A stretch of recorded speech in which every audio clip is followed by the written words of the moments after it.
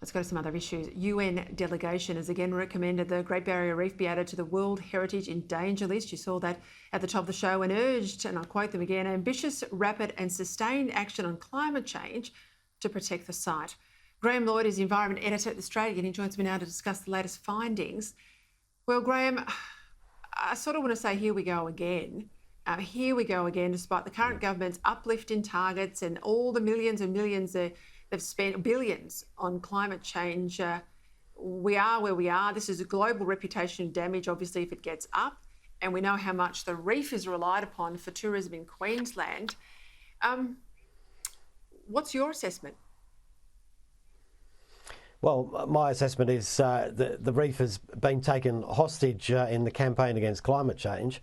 And you really need to go back to where this started. And UNESCO dealt itself into the reef issue just over a decade ago now. And the issue at that time was rampant industrial development by the Labor state government in Queensland.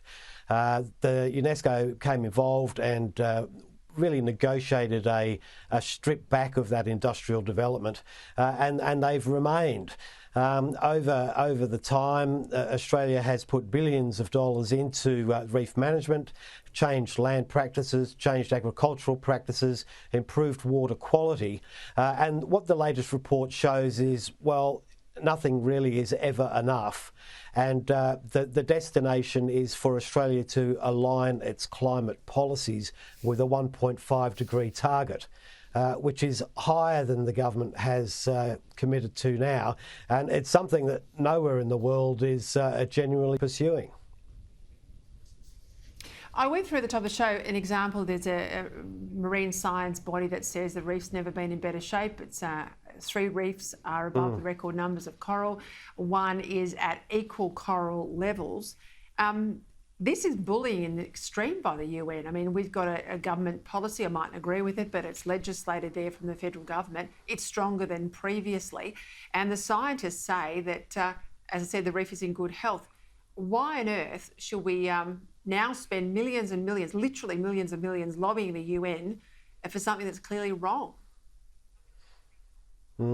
Well, it's really the proposition that the former government put to the World Heritage Committee that gets to vote on this was to the other countries sitting around the table, well, look, if this can happen to Australia, this can happen to you.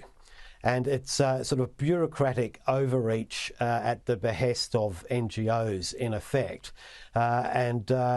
You know, the only hope you've got is as the community of countries with World Heritage properties to stand against it. But at the end of the day, this is the UN model. They want to involve themselves in every facet of decision making that's alongside the World Heritage property, and that has very, very big implications for agriculture, for land management, for fisheries, for dam building, and every activity. So the government really has to be very careful how it deals itself through this process.